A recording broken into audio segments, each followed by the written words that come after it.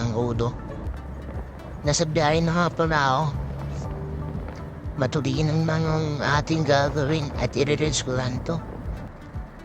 At andito na nga ako, nakababa na ako ng jeep. Pero sasayo di ako. Kasi dalawa sa kain yan.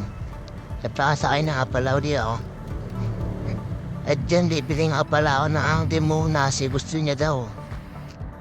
At papunta na kami dun sa hospital At nandito na kami sa hospital, papasok namin. Matuloy na kami yan, guys. Basic lang natin.